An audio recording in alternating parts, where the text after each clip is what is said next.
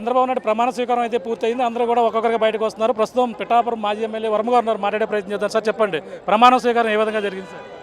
ప్రమాణ స్వీకారం అత్యధిక బ్రహ్మాండంగా జరిగింది. ప్రధానమంత్రి గారి సమక్షంలో, దేశంలో ఉన్న పెద్దల సమక్షంలో, విదేశాల నుంచి వచ్చిన బోల్డ్ మంది ఇండస్ట్రియలిస్టుల సమక్షంలో ఈ రాష్ట్రం పురోగతి ఈ నిమిషం నుంచే స్టార్ట్ అవుతుంది. చంద్రబాబు నాయుడు గారు, పవన్ కళ్యాణ్ గారి నాయకత్వంలో. అదేవిధంగా ఈ ప్రమాణ స్వీకార మహోత్సవం నుంచే ఎవరైతే తప్పుడు పనులు చేశారో, అవినీతి చేశారో చట్టపరంగా చర్యలు ఉంటాయన్న ఒక భయం వైఎస్ఆర్సీపీలో కనబడి అందరూ కూడా ఇక్కడి నుంచి పారిపోతూ ఉన్నారు. ఏదేమైనా సంక్షేమం ముఖ్యం. అన్నిటికంటే ముఖ్యంగా అప్పులు ఎంతైతే జగన్మోహన్ రెడ్డి చేశాడో ఆ అప్పులన్నీ కూడా ప్రభుత్వం ముందుగా తెలియజేసిన తర్వాతే మిగిలిన వర్క్ స్టార్ట్ అవుతుంది. ఎందుకంటే అప్పులప్పారావు జగన్మోహన్ రెడ్డి రాష్ట్రాన్ని ఏ విధంగా దోచుకున్నాడు, ఎక్కడెక్కడ తనఖాలు పెట్టారు, అసలు మనం నిలబడి బిల్డింగ్ ఉందో లేదో కూడా తెలియదు. ఇవన్నీ బయటకు తీసి ప్రజలకి ఒక్కసారి తెలియజేయాలని చెప్పి మేము కూడా కోరుతా ఉన్నాం ప్రభుత్వాన్ని.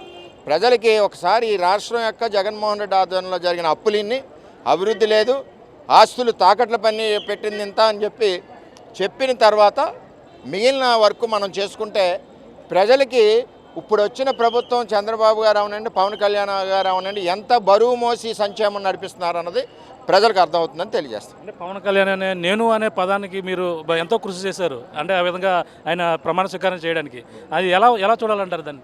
ఇప్పుడు పవన్ కళ్యాణ్ గారికి పదవి వస్తే మాకు వచ్చినట్టే కదా. మా నియోజకవర్గానికి పదవి వచ్చింది, మా ఎమ్మెల్యేకి డిప్యూటీ సీఎం అయ్యాడు. మరి అయినప్పుడు మేము అయినట్టే కదా. మేము 2,35,000 మంది డిప్యూటీ సీఎంలే పిఠాపురం. అది అందులో చాలా హ్యాపీగా ఉంది మాకు. ముమ్మడివరం ఎమ్మెల్యే గారు ఉన్నారు, మాట్లాడే ప్రయత్నం చేద్దాం. సార్ చెప్పండి, ఏంటి ఎలా ఉంది ప్రమాణ స్వీకారం, ఏ విధంగా చూడాలంటారు? ప్రమాణ స్వీకారం చాలా బ్రహ్మాండంగా, అంగరంగ వైభవంగా జరిగింది. ఎందుకంటే ఏదైతే మన ప్రజాప్రభుత్వం ఏర్పడిందో, మరి ఈరోజు మోడీ గారి సమక్షంలో మన చంద్రబాబు నాయుడు గారు మంత్రివర్గం కూడా ప్రమాణ స్వీకారం చేసింది.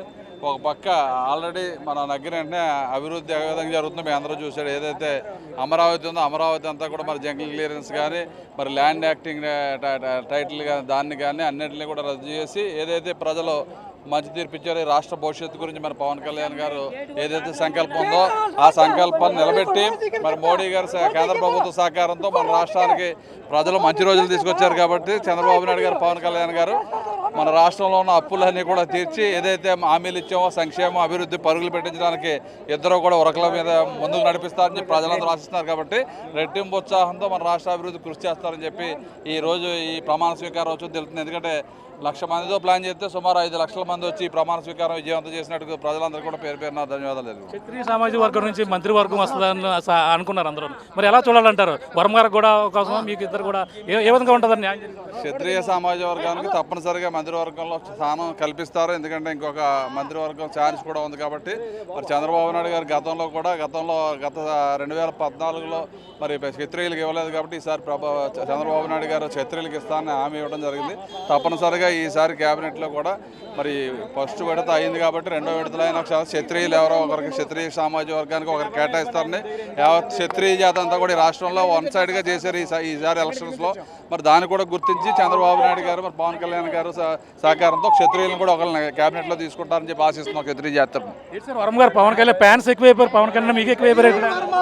మరి ఫ్యాన్స్ అందరూ ఆయన ఫ్యాన్స్, నా ఫ్యాన్సే. మరి ఇక్కడంతా కూడా అభిమానుల కోలాహలం. పవన్ కళ్యాణ్ అయితే గెలిపించినటువంటి వర్మతో ఫోటోలు తీసుకుంది అనంతరం కూడా ఇక్కడంతా కూడా ఉత్సాహం చూపుతున్న యువకులను చూస్తున్నాం.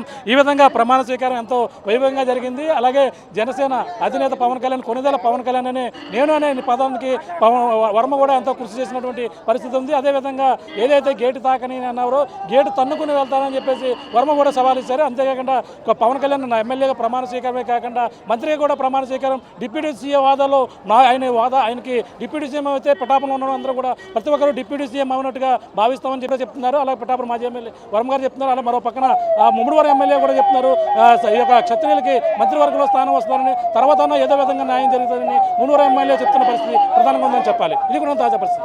మరిన్ని వీడియోస్ కోసం ఛానల్ ని సబ్స్క్రైబ్ చేయండి. లేటెస్ట్ అప్డేట్స్ కోసం వాట్సాప్ ఛానల్ ని ఫాలో చేయండి. అండ్ లింక్ డిస్క్రిప్షన్ లో ఉంది.